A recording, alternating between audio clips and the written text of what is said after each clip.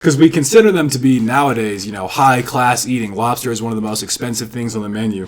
But up until sometime in the 1800s, though, lobster was literally low class food, eaten only by the poor and institutionalized. Some colonies even had laws against feeding lobsters to inmates more than once a week because it was thought to be cruel and unusual, like making people eat rats. He also talks about how, in the olden days, they were super abundant, like you could just walk out to the water and it was like, crawling with them, which again, very much evokes that image of lobsters as insects. But then he says, now of course lobster is posh, a delicacy, only a step or two down from caviar. He says lobster is now the seafood analog to steak, with which it's so often twinned as surf and turf on the really expensive part of the chain steakhouse menu. So he just points out that lobsters are considered like a luxury food up there with steak, whereas back then it was considered to be the equivalent of eating rats, and as he said, there were laws against it. So already, again, interesting stuff here with just the cultural conception of lobsters as food. This reminded me of a study that I learned a long time ago in a cognitive neuroscience class, where basically they had a $5 bottle of wine. They put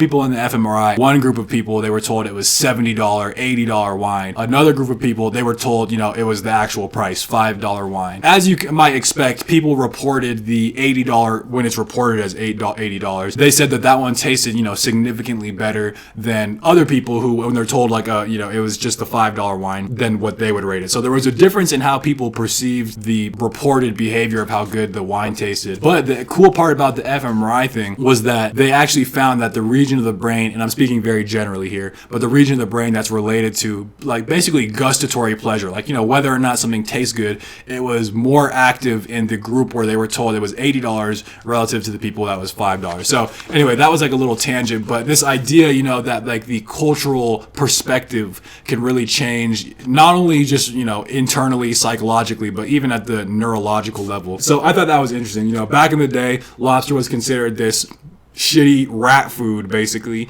and then now it's one of the most expensive things you can get on the menu.